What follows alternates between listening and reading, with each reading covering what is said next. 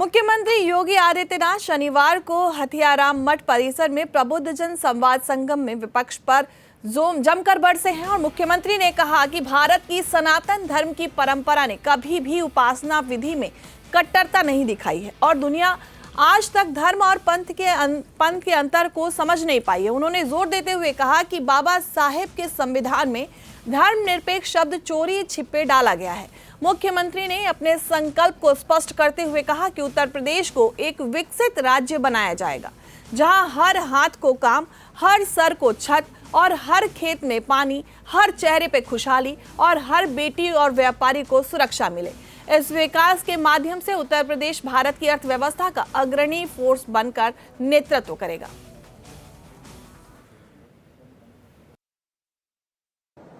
भारत की परंपरा ने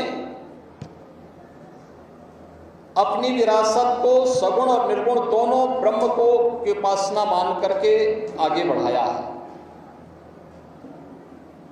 हमारे यहाँ निर्गुण ब्रह्म की सबसे बड़ी परंपरा में अगर हम देखते हैं तो देवादिदेव महादेव उस परंपरा के सर्वपूज्य देव माने जाते हैं। अनेक शाखाएं उससे बाद में आगे बढ़ती हुई दिखाई देती हैं,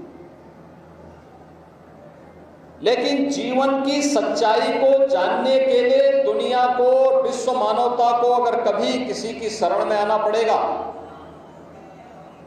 तो वह केवल और केवल भारतीय संस्कृति है, भारत की सनातन धर्म की परंपरा है, जिसमें कभी भी उपासना विधि के प्रति कोई कट्टरता नहीं दिखाई। हमने कभी नहीं कहा कि जो मंदिर जाएगा वही हिंदू है। हमने कभी नहीं कहा कि जो मंदिर नहीं जाएगा वो हिंदू नहीं है। हमने कभी नहीं कहा कि जो वेदों को मानेगा वही हिंदू है। हमने तो कहा जो माने वह भी है, जो नहीं माने वह भी है। सबको गले से लगाया।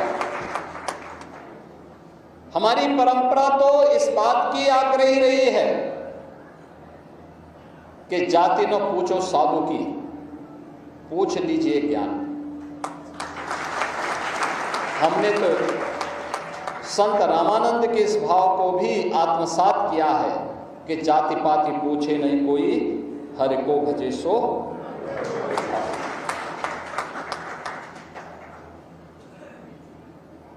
आध्यात्मिक विरासत की ये ज्ञान परंपरा बड़ी अद्भुत है।